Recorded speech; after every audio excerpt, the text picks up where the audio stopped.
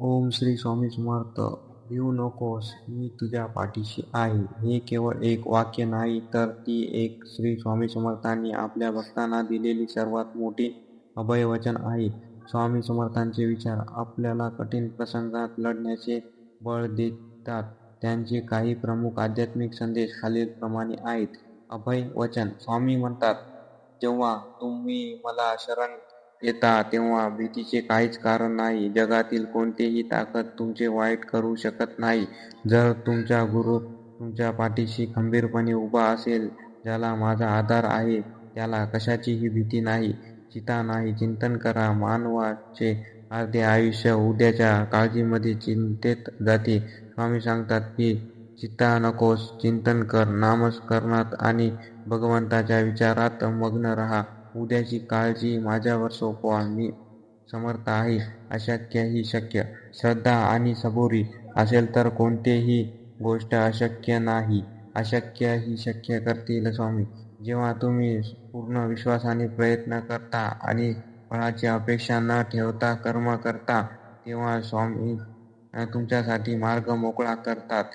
कर्म आणि प्रारब्ध. माणसाने आपले कर्म प्रामाणिकपणे करावे. सुख आणि दुःख हे आपल्या प्रारब्धाचा भाग आहे, ते भोगावेच लागतात.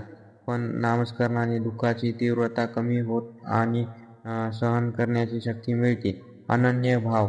जो भक्त स्वतःचा अहंकार, मीपणा सोडून स्वामींचरणी लीन होतो, त्याला योगक्षेम स्वामी स्वतः वाहतात.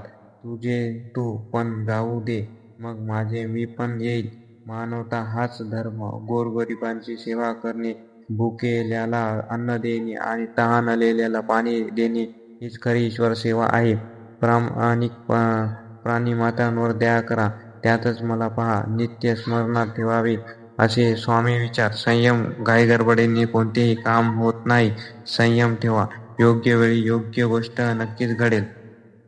समाधान. जे मिळाले आहे त्यातच समाधानी राहा. अतिलोभ दुःखाचे मूळ आहे. विश्वास. भगवंत तुमच्या परीक्षेचा क्षण पाहतो, पण तो तुम्हाला कधीच वाऱ्यावर सोडत नाही. नामस्मरण मंत्र. श्री स्वामी समर्थ हा 6 अक्षरी महामंत्र केवळ उच्चारल्याने मनाला शांती मिळते आणि सर्व संकटांचा नाश होतो. अनंत कोटी ब्रह्मांड नायक राजाधिराज योगी राज परब्रह्म श्री स्वामी समर्थ महाराज की जय. व्हिडिओ आवडला असेल तर लाईक करा. धन्यवाद.